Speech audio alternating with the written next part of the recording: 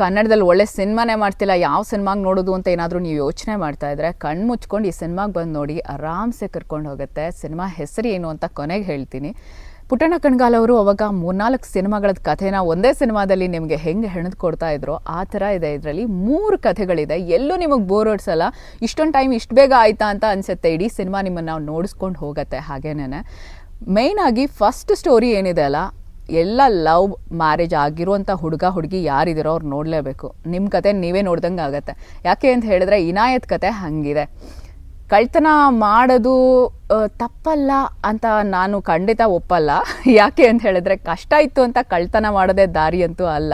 ಆದರೆ ಇನಾಯತ್ ಪರಿಸ್ಥಿತಿ ಹಂಗೆ ಮಾಡಿಸುತ್ತೆ ಅಂತ ಅನಿಸುತ್ತೆ. ಆ್ಯಂಡ್ ದ ಸೆಕೆಂಡ್ ಸ್ಟೋರಿ ಮಜವಾಗಿದೆ ಆಗಿದೆ. ನಮ್ಮಂಥ ಹುಡುಗಿರಿಗೆ ಎಲ್ರಿಗೂ ಇಷ್ಟ ಆಗುತ್ತೆ. ಏನಕ್ಕಂದರೆ ಕ್ರೇಜಿ ಮೈಂಡ್ ಇರುತ್ತಲ್ಲ, ಏನೋ ಇವತ್ತು ಅಡ್ವೆಂಚರ್ ಮಾಡೋಣ, ಏನೋ ಹೊಸದಾಗಿ ಮಾಡೋಣ ಅಂತ ಅಂದ್ಕೊಳ್ತಾ ಇರ್ತೀವಲ್ಲ, ಅಂಥವ್ರಿಗೆ ಇಲ್ಲಿ ರತ್ನ ರೋಹಿತ್ ಅಂತ ಒಂದು ಲವ್ ಸ್ಟೋರಿ ಇದೆ. ಮಜವಾಗಿತ್ತು, ನನಗಂತೂ ಇಷ್ಟ ಆಯಿತು. ಆದರೆ ರಿಯಲ್ ಲೈಫಲ್ಲಿ ಕಳ್ತನ ಮಾಡಿ ನಾವು ಕ್ರೇಜಿ ತೊಗೊಳೋದು, ಮಜಾ ತೊಗೊಳೋದು ಅನ್ನೋದು ಇರುತ್ತಲ್ಲ, ಅದಂತೂ ಮಾಡೋದು ಬೇಕಾಗಿಲ್ಲ, ಬೇಡ ಅನಿಸುತ್ತೆ. ಬಟ್ ಜಸ್ಟ್ ಮೂವಿ ಅಂದ್ಕೊಂಡು ನೋಡಿದ್ರೆ ನಿಮಗೆ ಫುಲ್ ಖುಷಿ ಆಗುತ್ತೆ. ಆರಾಮ್ಸೆ ನೋಡ್ಕೊಂಡು ಹೋಗ್ಬೋದು. ಆ ಸ್ಟೋರಿನೂ ಮಜವಾಗಿದೆ.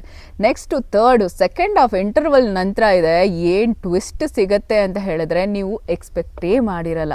ರಾಜ್ಯದಲ್ಲಿ ಸದ್ಯಕ್ಕೆ ಏನು ನಡೀತಿದೆ ಅಂದರೆ ಅದೇ ಕಣ್ರಿ ಹನಿ ಟ್ರ್ಯಾಪ್ ಕತೆ ಅಂತಿರಲ್ಲ ಹಾಗೆ. ನಿಜವಾಗ್ಲೂ ಸಿಕ್ಕಾಪಟ್ಟೆ ರಾಜಕಾರಣಿಗಳ ಬೆಡ್ರೂಮ್ ಕತೆಗಳನ್ನೆಲ್ಲ ನೀವು ಸ್ಕ್ರೀನ್ ಮೇಲೆ ಟಿವಿಗಳಲ್ಲಿ ನೋಡ್ಬಿಟ್ಟಿರ್ತೀರ. ಆದರೆ ಅದ್ರ ಹಿಂದೆ ಹೆಂಗೆಲ್ಲ ವರ್ಕ್ ಮಾಡ್ತಾರೆ ಅನ್ನೋದನ್ನ ನೀವು ಈ ಸಿನಿಮಾದಲ್ಲಿ ನೋಡಿದ್ರೆ ಒಂದು ಕ್ಷಣ ಶಾಕ್ ಆಗ್ತೀರ. ನನಗಂತೂ ಓ ಮೈ ಗಾಡ್, ಇಷ್ಟೆಲ್ಲ ವರ್ಕೌಟ್ ಮಾಡಿರ್ತಾರ ಇವರು ಅಂತ ಅನಿಸಿತ್ತು. ಮತ್ತು ಕೊನೆಯಲ್ಲಿ ಏನೋ ಇರಬಹುದು ಅಂತ ನಾನಂತೂ ವೆಯ್ಟ್ ಮಾಡ್ತಾ ಇದ್ದೆ. ಆ ಟ್ವಿಸ್ಟ್ ಇದೆಯಲ್ಲ, ಕ್ಲೈಮ್ಯಾಕ್ಸ್ ಟ್ವಿಸ್ಟು ನೀವು ನೋಡಲೇಬೇಕು. ದಿಲೀಪ್ ರಾಜ್ ಅವರು ತುಂಬ ವರ್ಷಗಳ ನಂತರ ಸಖತ್ತಾಗಿರುವಂಥ ಒಂದು ಮೆಚ್ಯೂರ್ಡ್ ಕ್ಯಾರೆಕ್ಟ್ರಲ್ಲಿ ತುಂಬ ನಿಮ್ಗೆ ಇಷ್ಟ ಆಗ್ತಾರೆ. ಅಷ್ಟೇ ಅಲ್ಲ, ಈ ಜೆನ್ನಿಫರ್ ಕ್ಯಾರೆಕ್ಟರ್ ಮಾಡಿರೋ ಹುಡುಗಿ ಅಂತೂ ಅವರಂತೂ ತುಂಬಾ ನಿಮ್ಗೆಲ್ರಿಗೂ ಇಷ್ಟ ಆಗ್ತಾರೆ. ಸಖತ್ತಾಗಿ ಮಾಡಿದ್ದಾರೆ. ಆ್ಯಂಡ್ ಓವರ್ ಆಲ್ ಕೇಶವಮೂರ್ತಿಯವರ ಕಥೆ, ಸ್ಕ್ರೀನ್ ಪ್ಲೇ ಏನಿದೆ ಕಂಪ್ಲೀಟ್ ನಿಮ್ಗೆ ಇಷ್ಟ ಆಗತ್ತೆ. ನಂಗೊಂಥರ ಗೋಧಿ ಬಣ್ಣ, ಸಾಧಾರಣ ಮೈಕಟ್ಟು, ಆ ಜಾನರ್ನ ಸಿನಿಮಾ ಅನ್ನೋ ಥರ ಅನ್ನಿಸ್ತಾ ಇತ್ತು ನೋಡ್ತಾ ಇದ್ರೆ. ಆ್ಯಂಡ್ ಈವನ್ DOP ಕೆಲಸ ತುಂಬ ಚೆನ್ನಾಗಿ ಮಾಡಿದ್ದಾರೆ. ಆ್ಯಂಡ್ ಎಡಿಟರ್ ಜಾಬ್ ಕೂಡ ತುಂಬ ಚೆನ್ನಾಗಿದೆ.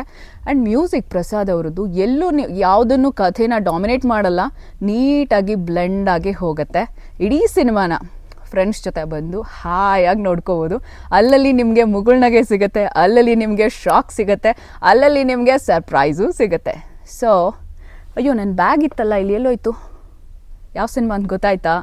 ನಿಮ್ಮ ವಸ್ತುಗಳಿಗೆ ನೀವೇ ಜವಾಬ್ದಾರರು. ಈಗ ನನ್ನ ಬ್ಯಾಗ್ ಎಲ್ಲೋಯ್ತಪ್ಪ. ಬಾಯ್. ತುಂಬಾ ಚೆನ್ನಾಗಿತ್ತು. ನೀವು ಹೋಗಿ ನಿಮ್ಮ ಹತ್ತಿರ ಥಿಯೇಟರ್ಸ್ಗೆ. ತುಂಬ ಕೂಲಾಗಿ, ತುಂಬ ಚೆನ್ನಾಗಿದೆ. You can go and watch it. ನಿಮ್ಮ ವಸ್ತುಗಳಿಗೆ ನೀವೇ ಜವಾಬ್ದಾರರು.